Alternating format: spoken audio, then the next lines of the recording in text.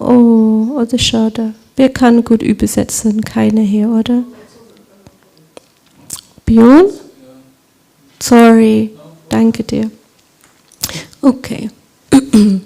So, today we are reading from the third canto of Srimad Bhagavatam entitled The Status Quo, chapter 28, which is called Kapila's Instruction on Devotional Service. And we will be covering verse 40 and 41. It's nice that the husband comes to save the day with the verse on the board. So now we can go through the verse. Okay, so yata as ulmukat from the flames, vishpulingat from the sparks. Okay, yatol mukat vishpulingat, tomukut vishpulingat. Okay, dumat from the smoke, va or api even, svasambhavat produced from itself. Okay. Dumadvapi svasambhavat, dumadvapi svasambhavat. Okay, api although, atma atvena by nature, abhimatat intimately connected, apya atma tvaneda abhimatat, apya atma vena abhimatat. Okay. Yata as agnihi the fire, pratak different, ulmukat from the flames. Okay, so yato mulukat vishupu muyato mukat vishpuli, yato mukat vishpulingat, yato mukam yatol mukad vishpulingat, yatol mukad vishpulingat, dumadvapi svasambhavat, dumadvapi svasambhavat, dumadvapi svasambhavat. Api atma vena abhimatad, api atma vena abhimatad, api atma vena pitat, api atma vena pitat, yatagni pratak ulmukat, yatagni pratak ulmukat. Prabhus, please.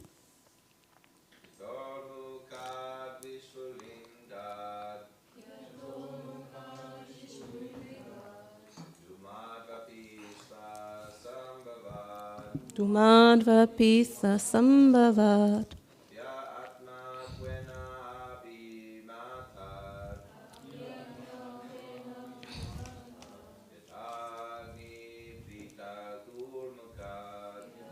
Agni pritak ulmukat. Yatol mukat vishpulingat. Dumadvapi svasambhavat. Atmi atmatvena pitat.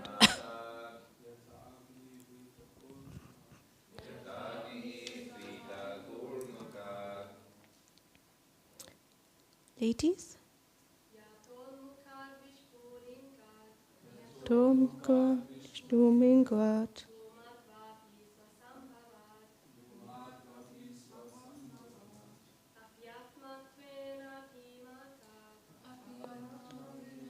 Naka.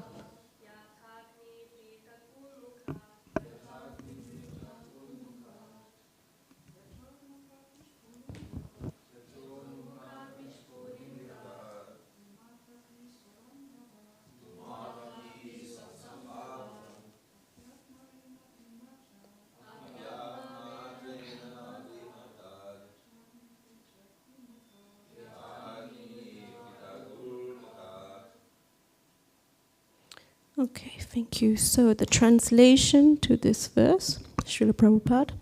The blazing fire is different from the flames, from the sparks, and from the smoke, although all are intimately connected because they are born from the same blazing wood.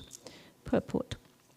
Although the blazing firewood, the sparks, the smoke, and the flame cannot stay apart because each of them is part and parcel of the fire, still they are different from one another. A less intelligent person accepts the smoker's fire, although fire and smoke are completely different. The heat and light of the fire are separate, although one can differentiate fire from heat and light. The translation again. The blazing fire is different from the flames, from the sparks, and from the smoke, although all are intimately connected because they are born from the same blazing wood.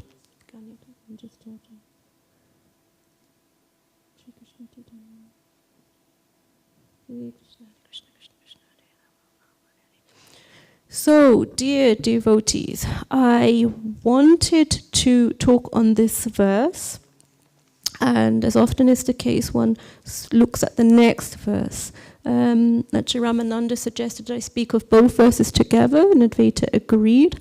So I just read out text 41. It will make sense when I have read the second verse.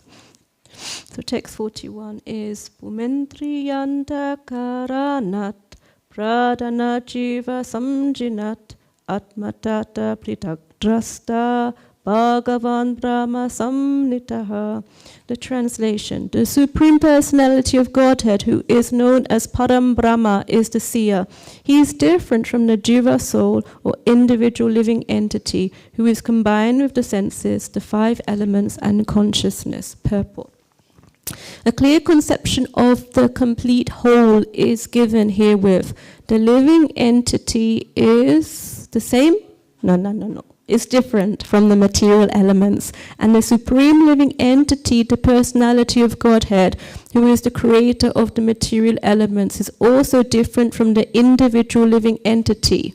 This philosophy is propounded by Lord Chaitanya as Achintya Bheda Bheda Tattva. Everything is simultaneously one with and different from everything else. The cosmic manifestation created by the Supreme Lord by his material energy is also simultaneously different and non-different from him. The material energy is non-different from the Supreme Lord, but at the same time, because that energy is acting in a different way, it is different from him. Similarly, the individual living entity is one with and different from the Supreme Lord. The simultaneously one and different philosophy is the perfect conclusion of the Bhagavata school, as confirmed here by Kapila Dev. Living entities are compared to what part of the fire? To the Thank you, Prabhu. Sparks of a fire. As stated in the previous verse, fire, flame, smoke, and firewood are combined together. Here the living entity, the material elements, and the Supreme Personality of Godhead are combined together.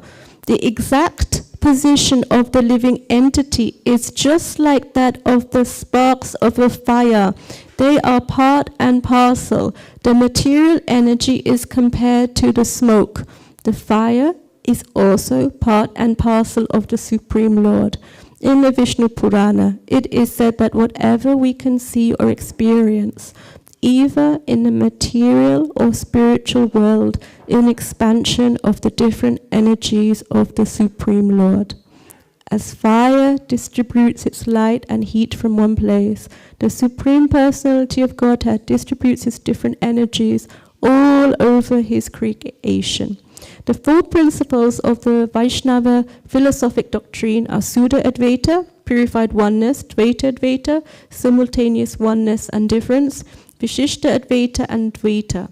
All four principles of Vaishnava philosophy are based on the thesis of Srimad Bhagavatam explained in these two verses.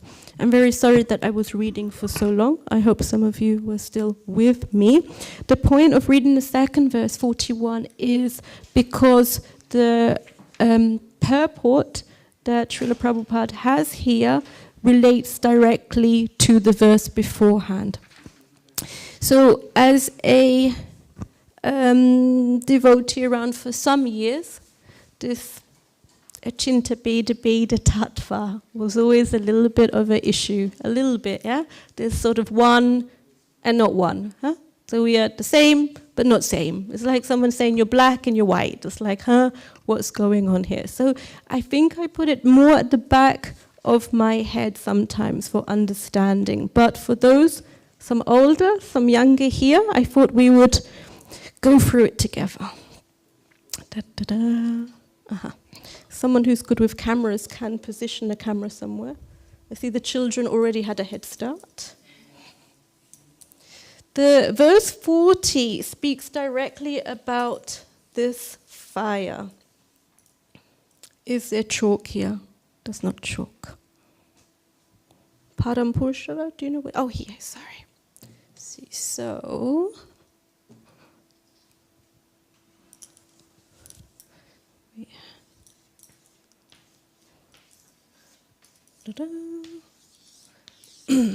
sad to say that I actually went to art school here.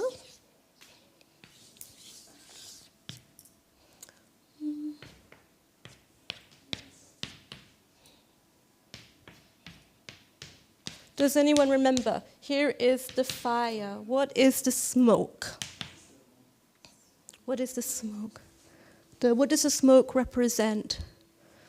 Okay, I go through it. This is why I make this example, because sometimes the analogy is very good, but it's lost because there's so much text. So here, the material energy is the smoke.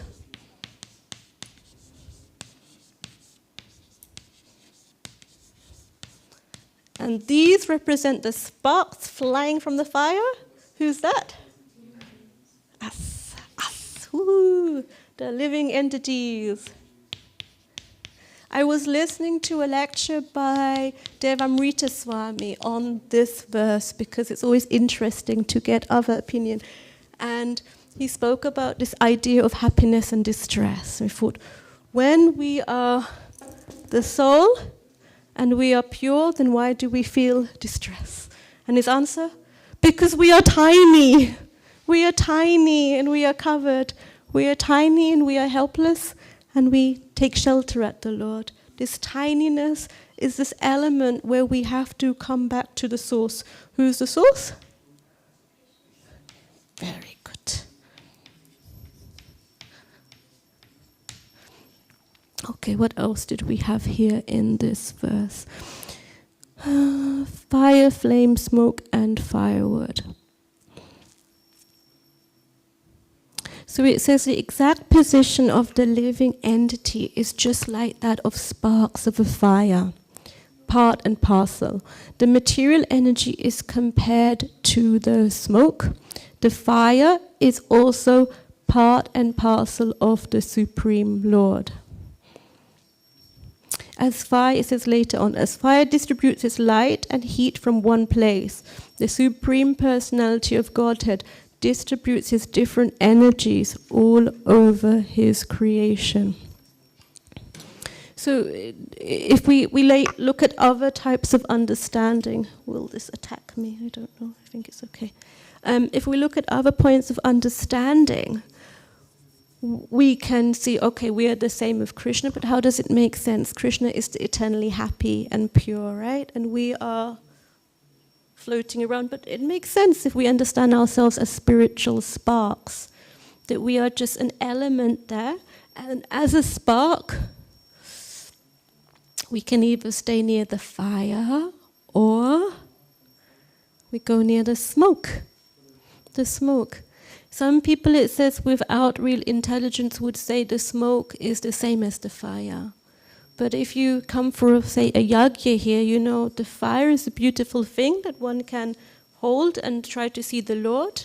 But after a time when the smoke comes, what do we all do?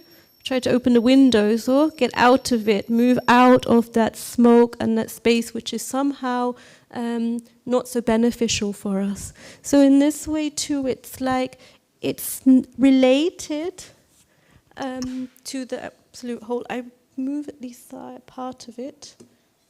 I hope I don't cover up the whole living entities, but I think you see the point then.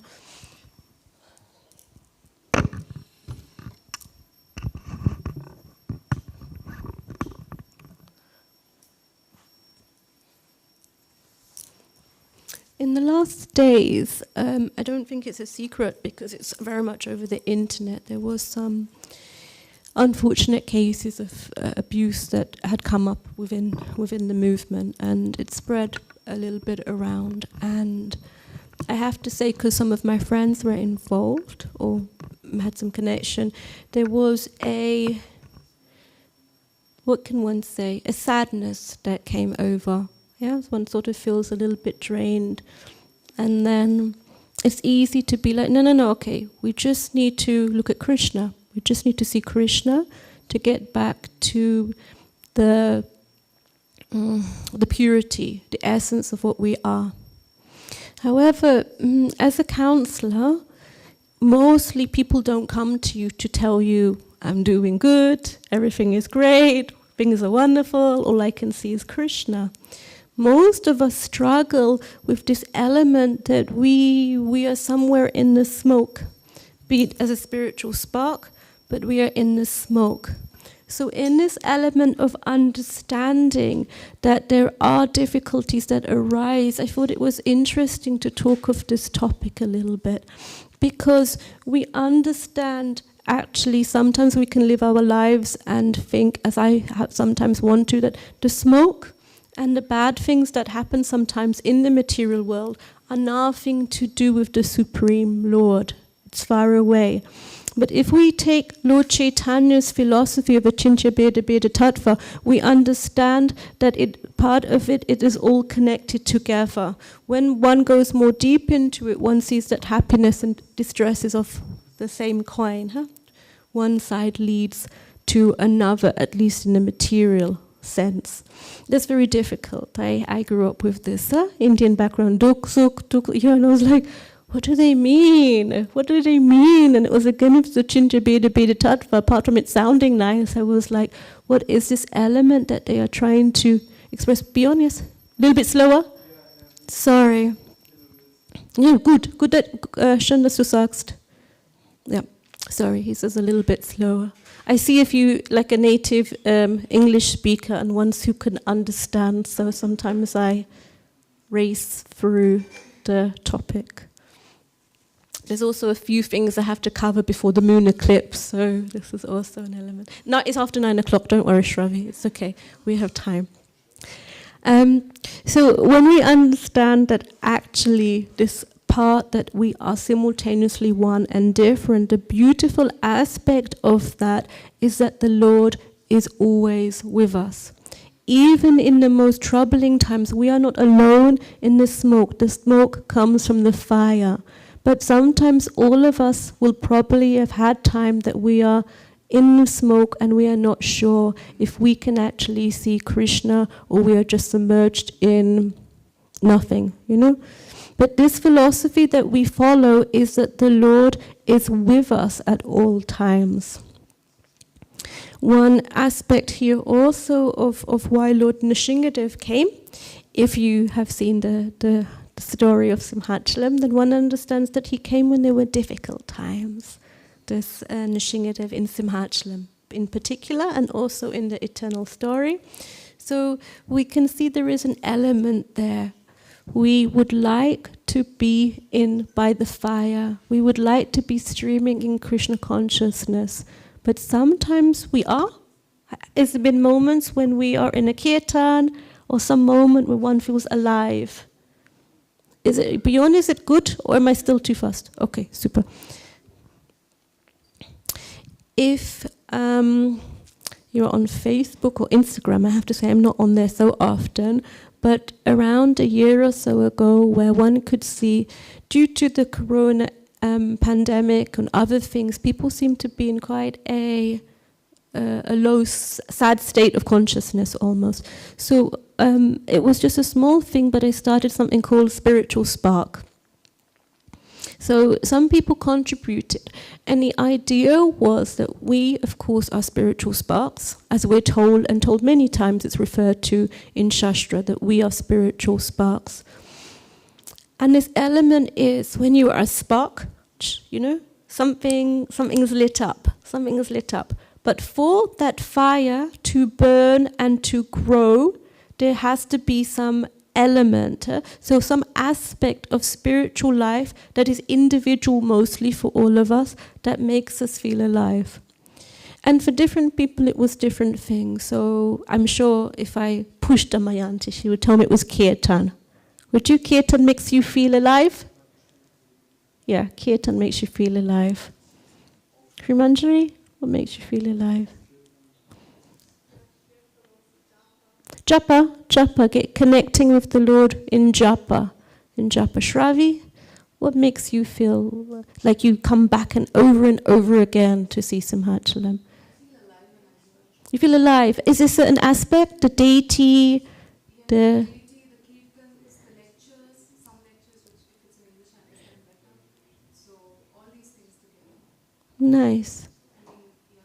Especially the morning kirtans, when I see people dancing and all that, somehow feels very much different, you know. And the energy created with this. The energy, the kirtan, many things. Prabhu, what do you like? The kirtan, I repeat for the live audience, the kirtan and the energy that one gets as well. Prabhu at the back from Australia, sorry I forgot your name. Prashadam, of course. Gabriel? The garden. And was? Was noch? Kirtan und the garden. Björn? The books and his devotees, and Srila Prabhupada's books and his devotees. It's funny, a couple of people who came new asked me, is he alive? The person sitting very still. I couldn't say no, but you know, like, it's amazing. Parampurusha. Nishingadev, how could we forget Nishingadev? Nishingadev and Kirtan. Kishore, last but not least. Gemeinschaft, so association. Lectures and service. Oh, you said lectures, I hope I don't let you down. Okay, so basically, there are things that we are needed as tiny, as Devamrita Swami says, tiny but pure souls. We need something to keep us ablaze.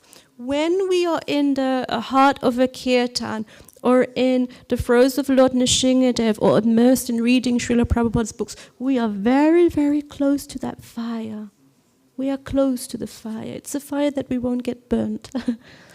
So this is an element. When we have unfortunate days where it goes, then we can understand we've just got a little bit lost in the smoke, where things go. When I read of this case of what happened, one can understand that as individuals we can also get very, very covered in material energy. However, the Lord has a special sanction for his devotees and gives us an element always to return and to come back. Sometimes devotees come and say, it's too much here, too much service, too much this. And then they leave. Mostly they say, we miss Simhachalam. We miss the prasadam. We miss the association, the deities, the talks of Krishna. And in this way we slowly fulfill this philosophy of Vachincha Bheda Bheda Tattva, that we are different individual entities, but also a part and parcel of Krishna. That eternal connection is something that we aim to cultivate over our lifetimes. I see it because a couple of you are from Indian background like myself. It's often the case when you grow up, you do it when you're older. Huh? Go and do this japamala business, do it when you're a little bit older. And the Hare Krishnas came along, led by Srila Prabhupada, and it's like, no, begin now. The youth who give their life and time now, these ages, the most prominent years of their life, they're very dear to the Lord. Because if we do not cultivate it as soon as we begin, then how is it at this point of death at the end that we don't know which area or aspect we will be blown by? But this cultivation gives us a good, I'm a sort of mathematician, it's good prognosis. Huh? We cultivate as much spiritual knowledge, spiritual activity. We do our best to stay away from aparad, from offenses, from things which are not useful in our devotional life. And in the end, there is a hope that on that final breath, our thoughts and consciousness are with the Lord, that we can also return there. Now, I've covered the whole of human life. Now, so the sort of food for thought. I am a visual person, so this idea of this blazing fire, sparks and the smoke, albeit one, but having different elements which we can clearly understand represent the Lord, us as the sparks, the living entities, and the smoke which can be seen as material energy. Part of one, but that's simultaneously also different. Any questions on that part? Thoughts or comments? Yeah. Shravi is thinking deeply. I don't know what's going on.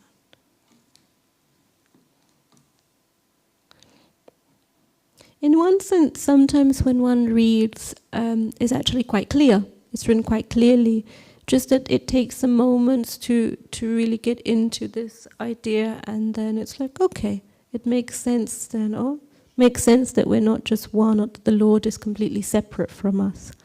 This chapter and a lot of this canto is giving us the understanding, the information on devotional service, so that makes it easier to execute it. I know that when we have service in the temple, there are some who say, just tell me what needs to be done. And others who say, tell me why it needs to be done. What or why? And then it makes sense to me. Why are you in such a hurry, Mataji? What is the... And then it gives more grounding as to why we make what we do. So there is an understanding and a reasoning behind it all.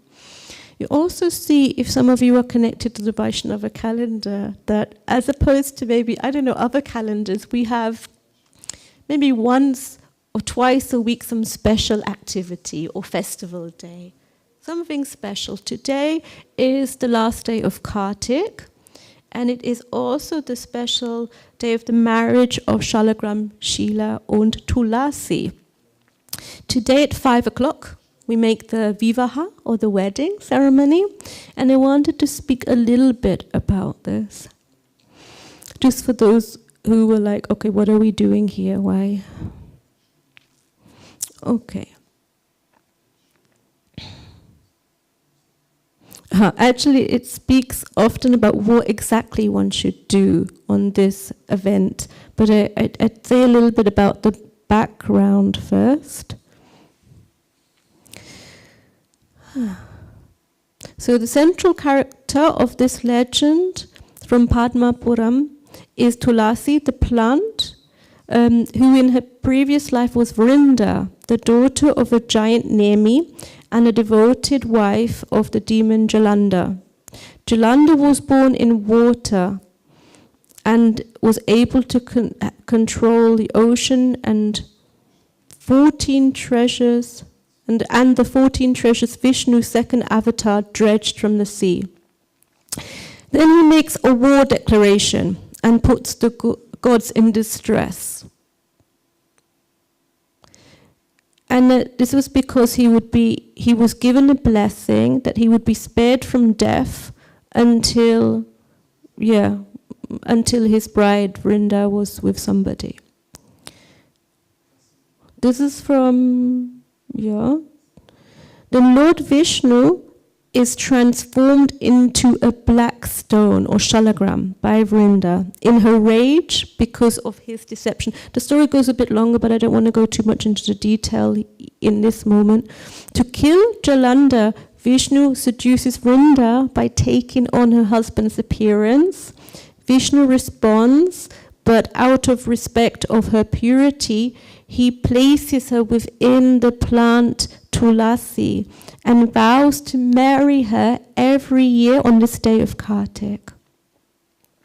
So therefore we make the wedding of Shalagram and Tulasi on this day, and some, especially Hindu traditions, make it very elaborate. In the Vaishnava tradition, in the temple, we make something, but not as long. I saw once Narahari Nandimukhi had a video, it was 4-hour long vivaha, but we're also used to long weddings generally, but don't worry, this will only be 1 hour today, the wedding, and it is a very sweet occasion, so please come along. Today is also Rasa Yatra, the Rasa dance, the day of the dance of Lord Krishna and the Gopis. So as Ramananda explained, after Mangal Aarti, today in the moonlight, the Lord Krishna dances with the Gopis and they leave some sweet rice. It's said that he will come, they will take rest in between, and then they will take the sweet rice which is on the roofs. And we will take the prasadam from that tomorrow. So then we have different aspects we can meditate. For example, if you have time, you can read in Krishna book later on about the beauty of the rasa dance. You can come at 5 o'clock for the Tulasi Vivaha. All these things, one can miss the true aspect of why we're doing, like, okay, another event, another moment. All of these different festivities remind us again that we're a part of a whole, part of a spiritual fire.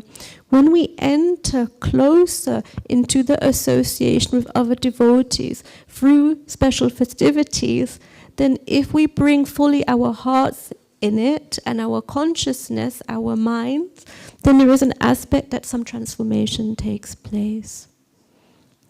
For many of us, and it said those who can attend Mangal Aarti, there is a chance where I certainly feel it. Ramananda speaks, that in the night time there has to be some mode of ignorance to fall asleep. So then we diverge more into the mode of ignorance. Sleepy, sleepy, sleepy. Then wake up in the morning, needs a bit of passion. Otherwise we'll just stay asleep. So some sort of passion. For most of us it's an alarm, unsere Wecker. Okay, Mangalati. And then in this moment after, the mind has its own tricks. What do we do with it? The first point often is to pay obeisances, to bring us more closely to the spiritual consciousness, to bring us, to rise us into the mode of goodness. Those who can, half in mode of ignorance and passion, at least myself, I'm sure you're better, drag ourselves to Mangal Aarti, and then by the grace of Lord Nrsingadev, there is an element that goodness can overrise. Last week I told one of the girls, she said, is it okay if we stand a little bit closer? There were many ladies from the ashram, and the general rule of thumb is that one doesn't stand too close, but not too far. Yeah, it's like an unsaid thing, Where is the line? Again, coming from Indian background, when I first came here 20 years ago, because most Indian temples are completely packed, I just went to the front. For years, when I came, just went to the front. I didn't understand. I did it like in a sort of innocent way. I think the Lord forgave me that I didn't understand what some protocol was. And when I came and someone told me, and then went and stood at the back, it's like this for some of us. We're told, and then we do the opposite, right? We stand. And then it took time to get closer and closer. Why? At that time of the morning, all the lights are off. One can only see Lord Nrsimhadev by the lights around him. And the closer one is to him, it becomes a bit easier. It sounds a little bit too simple, but many people secretly, or not so secretly, will admit that sometimes at the program, he went the day before and the day before that, it becomes a little bit monotonous, the sort of, okay, I'm here, and then the mind clicks in, and once I begin to realize more and more one's point of one's existence or well-being in spiritual life is to bring the consciousness back to the present moment, to bring it back to the point of where one is. So for me, it's like when the mind, I have to look at Lord Nrsimhadev, and then I have to remember what I'm singing as well. Just some simple matters which bring us back to, okay, yeah, it's okay. My obeisance is the lotus feet of my spiritual master, to really visualize what am I saying, what am I doing here. And therefore one moves from it to bring not just our body here into the temple, but also our mind. And where one can go deeper in, one brings our heart also in relationship to being present in front of the Lord. So that is part from the same point of these different aspects which help us. Please, can you all think for a moment? We just thought earlier of what makes us feel happy and alive as spiritual sparks in spiritual life. So we had, for those who were not here, prasadam, and kirtan came up a lot, and dancing, and reading Srila Prabhupada's books, and being in the garden. Can you also just think for one moment, what are your struggles? For some it may come easy. What are the struggles that you face? Just a moment, just a little bit of the struggles that come up or are currently there.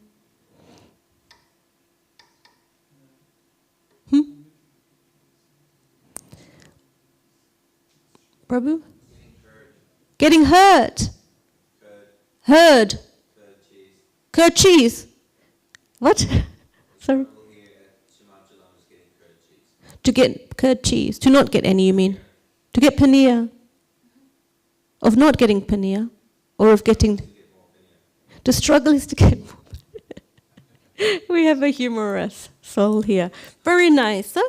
Very nice. So Prabhu also said, what was his spark prasadam? So what's the struggle when there's not paneer? I'm a bit upset sometimes at Ekadashi and there's no paneer. It's like, need something. So I can understand it's a struggle, huh? Paneer. Okay, but a little deeper, Prabhu. Come, what else? That gives you a little bit. It may not have to be too private, but something, huh? Srimanjari. Attentiveness. Oh, attentiveness. This is like, did you ever chant your 16 rounds that you pledged? Yeah? And then you put it down, and then you just ask yourself, oh, how attentive was I? And that smile gets wiped straight off your mouth. Like, the first 4 rounds, I was thinking, how many rounds do I have left? And the last 4, I was thinking, great, I only have 4 rounds left. So the attention was, on something else. The attentiveness, yeah. My way of dealing with attentiveness, living in the temple, by the Lord's mercy, I've been here more than 10 years, really by His mercy, is that I put attentiveness aside and just became service robot. Immerse myself in everything. Mangalati, this. How are you, Gopi Gita? Everything good. Can't stop, can't breathe, can't process. And then one saw that the attentiveness goes sort of out the window. It's just a checklist. Tick, tick, tick, tick, tick. And I was a little bit upset because nobody told me it wouldn't work. Nobody told me that going like a racing devotee wouldn't work. And I had to go a bit deeper. Why not? I've immersed myself completely in the spiritual life. Mangalati, yes. Service morning, yes. Lunch program, yes. Afternoon service, yes. Evening. What's going on? And the main cause was this inattentiveness. That the attention was not really brought into what I was doing. There's some, it's written there that a service to be considered a service to Krishna is to offer it before you do it, during and after. It's easy when we think of Gabriel. I've got your name right, oh, Gabriel, in the garden. So as the seed is being planted, please, Krishna, we plant this seed for you, for your service, please help us. Huh? And then as you water some bugs or something, please, Krishna, help us. Then as you are the ernten, the harvesting, thank you, Krishna, for what you have given us. Please accept this. This goes then into the kitchen. The cook tries to prepare with love and devotion his offering, and then it goes to the altar where it's an elaborate offering that the Lord accepts it. So it's like a whole process, inattentiveness. Gambhira, did you have lack of time, or is also something? Oh, you must be somewhere else. Yes, she needs to serve prasadam with Damayanti to take her. Did you want to speak of your struggle? Did you have something? No? No? Okay, yeah, privately. So lack of time also, in that moment, one has to go to the next time and space. Shravi, what is your struggle?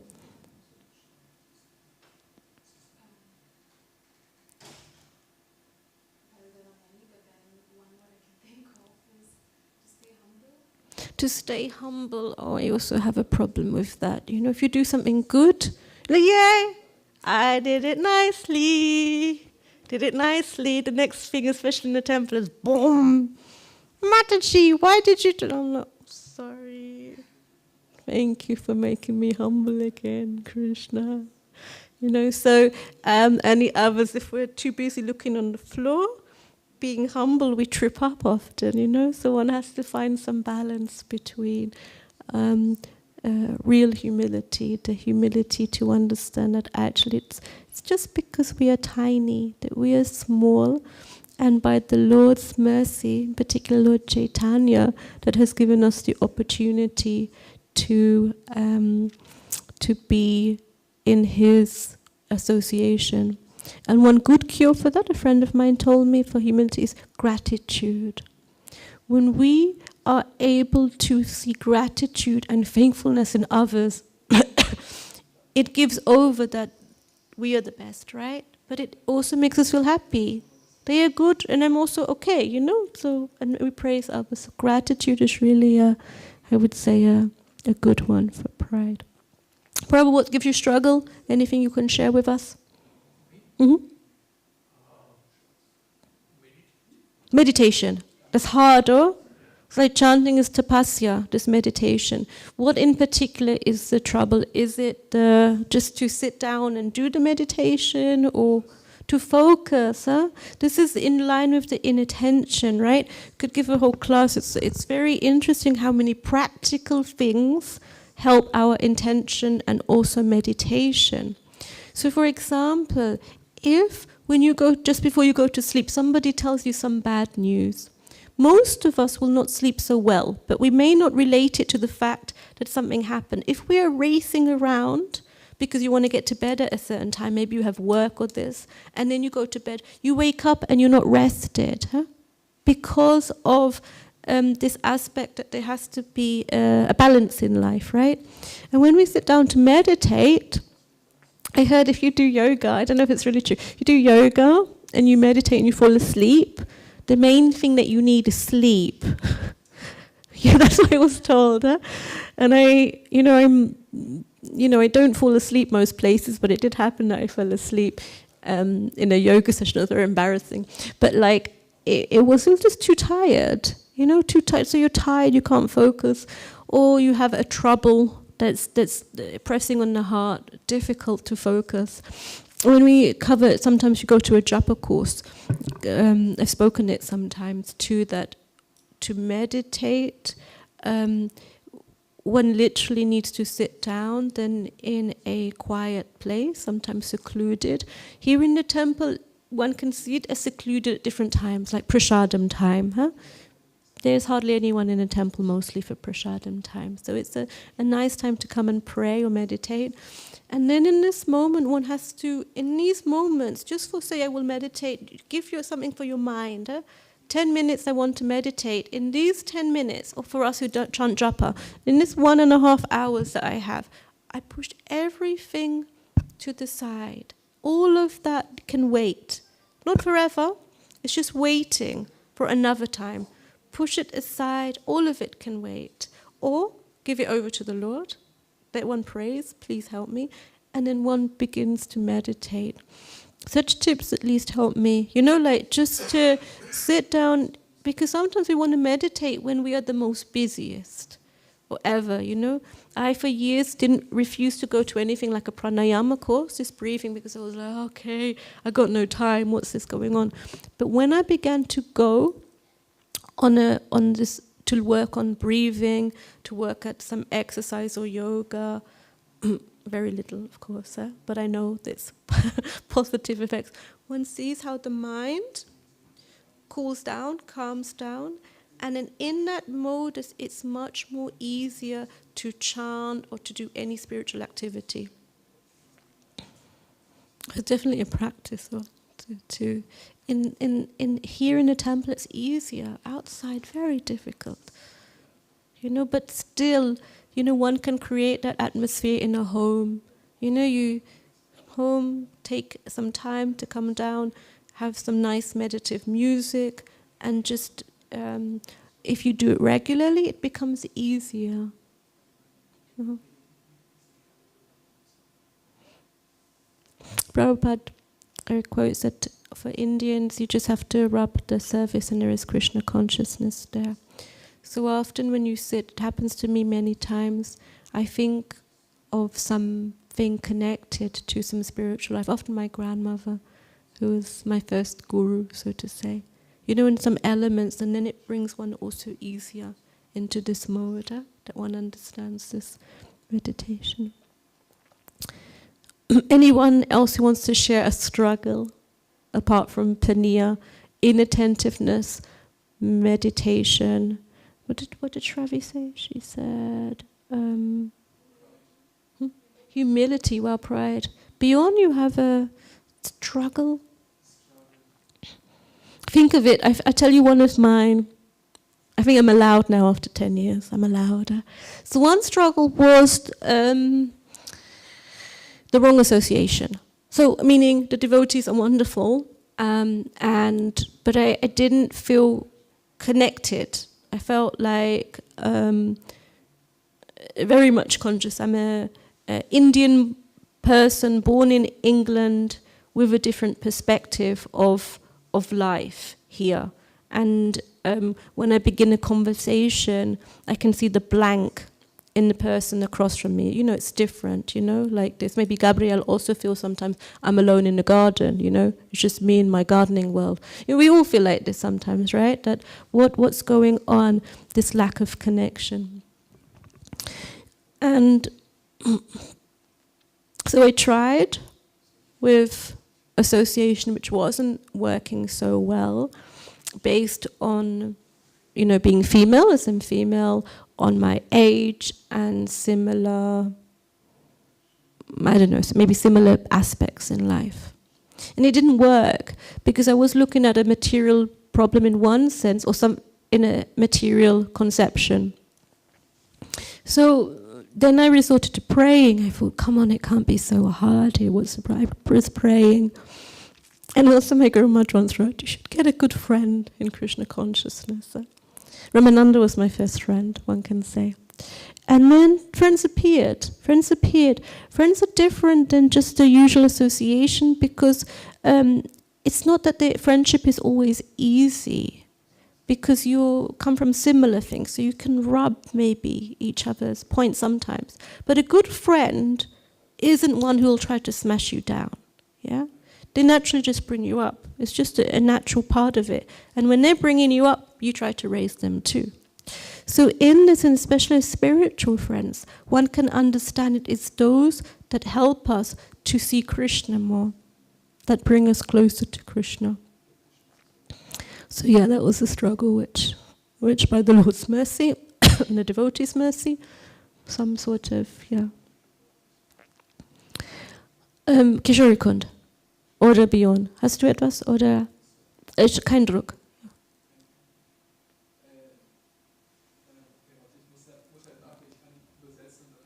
It is very hard. It's also a struggle to like translate 1-2 languages and then back. One, I didn't have so much a problem with this, but also as devotees from the Western world, often intoxication is a problem, the 4 rags, right? When you go deep into our philosophy, we understand them as principles of freedom. But at the beginning, when somebody says, no, don't smoke, don't drink, don't do all of these things, one a little. And there is a book, I think it's called Swatsarup Das Goswami, sorry if it's the wrong author, called 4 Principles of Freedom. And it goes a lot into this subject matter where, for example, intoxication, the cause is seen as this need to escape, to be away from suffering or from pain. Now one can understand, if you drink a lot of alcohol, one forgets everything, Great in one sense, but it's a distorted version of what is happening. And a lot of the things that one addresses as a counselor is to look at these aspects of, not here so much, but when I was in England, I worked with parents who had a drug or alcohol problem. But one aspect is to break down these things which made life too overbearing, that one took to states of intoxication. Yeah, in the devotee circle you don't see big elements, sometimes one sees, but this idea of needing to escape, generally one needs to address what the problems that one faced. Unfortunately, Kali Yuga is full of different matters or problems, but our deepness in our spiritual life gives us the answer mostly to these fundamental problems. That was a random one that I threw in, sorry. So I wondered, sometimes it says a nectar of devotion. Anything that you have, you can utilize in Krishna's service. I always wondered if I should do a seminar on, those who face these difficulties, based on the experience I had in London, those who are in trouble. Sometimes devotees leave and they go back often to the intoxication or whatever they had before. Usually if somebody who drank a lot, they will go back to alcohol. Somebody who was on other drug forms, like cannabis or heavier, will go back to that heavier form, unless they've gone deep in their spiritual life and maybe had some mercy and healing on that element. But it's,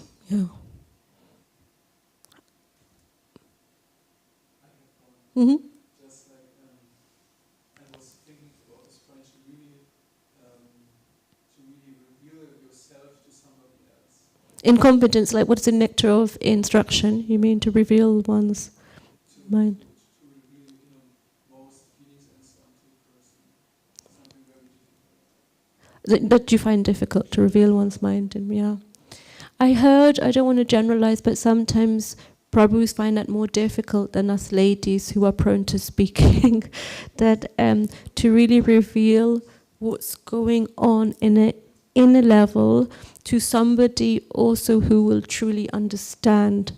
Many of us have faced the problem that we revealed ourselves to the wrong person.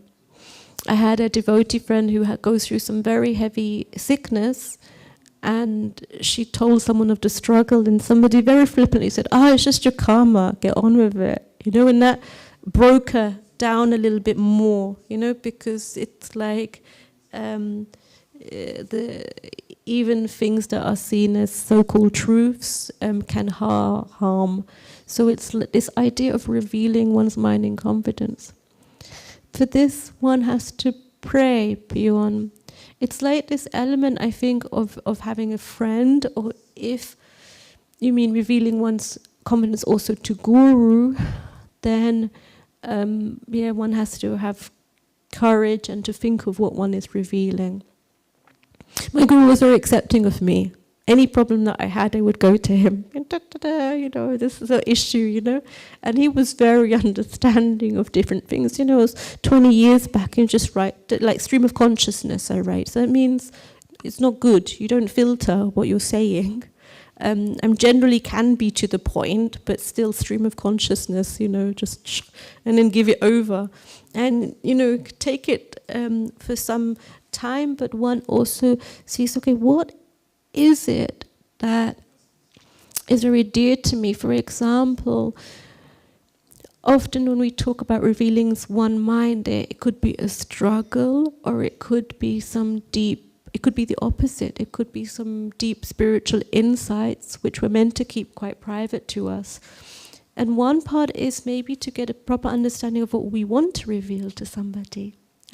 Many of us have a journal, or we at least at some point write down these aspects of what is close to our heart, right, inside. Some of us, like me, we even draw it out. And then when one has some concept of what's going on for oneself, the next step is a bit easier then to find the right person one prays to be able to open up to. And I would really recommend you pray to Lord Nrsingadev before you think, okay, I speak to this person. You pray, please bring me to the right person to help me.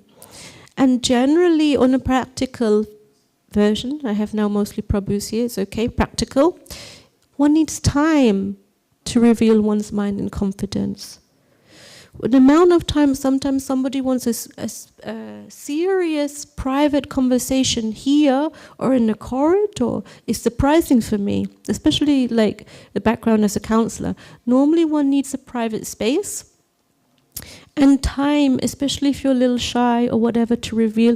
It doesn't normally, not so easy can one just jump into that. And usually it takes the first couple of times you meet with this person, it may not be on anything deep, but then later on one builds up a little bit of trust and one goes deeper into that conversation. Oh, Srimandri is like this, oh, we were like this. So one doesn't immediately sort of jump into the biggest things pressing on the heart, but later it takes that time. And then in a friendship there is reciprocation, that after some time one, not necessarily in the same conversation, one hears what the other one speaks about. And even if the other person does not have the same understanding or concept, the exchange should be so that one is open to hear what the other one is saying, and the receiver to understand that we have a different we will have a choice as to our own concepts or beliefs, but it doesn't mean that the other person has to agree with us for us to be heard or valued. Does that make sense? So for example, if I say to Srimandri, okay, I really need some cheese, I really need my paneer here. The Prabhu spoke about it in class, I need paneer now. And Srimandri said, oh yeah, good, let's get you some paneer. And I'm like, don't you want some? Gopi Gita, I cannot really digest cheese. I'm like, it's not, okay, good, I have double cheese for me. So it's this, that it's not that we should have the expectation that that person maybe completely gets. And in that, it makes it easier. Go in with no expectation, pray to the Lord, and that person comes around. I've seen many sort of miracles come. Kishore-kun, why are you laughing? Tell me, why are you laughing?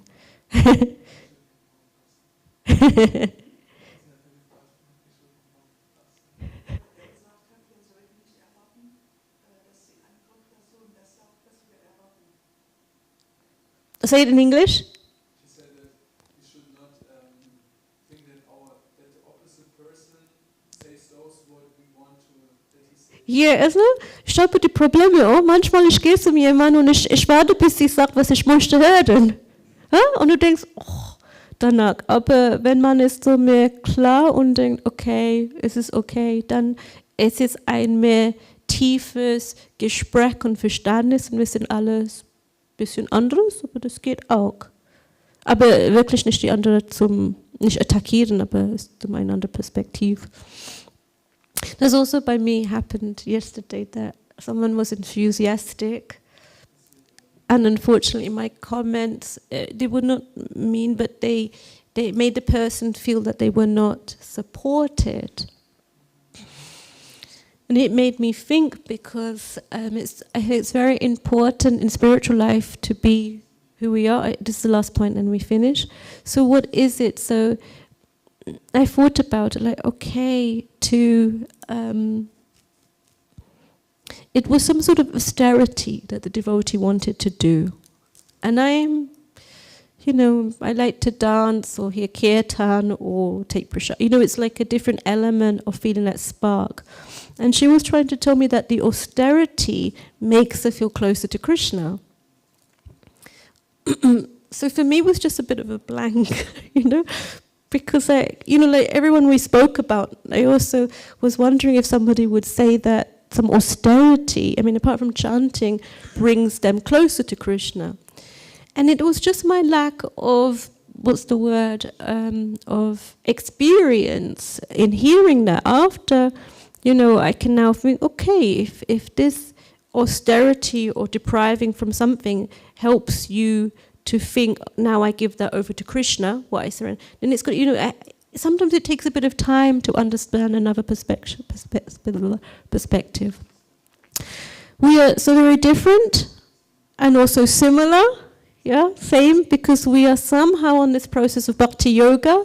And on this, devotees, I would wish you all a very pleasant day. I hope you come to the wedding today at 5 o'clock and the last day of Kartik. And please forgive me if I said anything that was not according to your wishes. Anything else, please see me after. Okay. Thank you very much. Hare Krishna. Srila Prabhupada ki jai. Prasadam ki jai.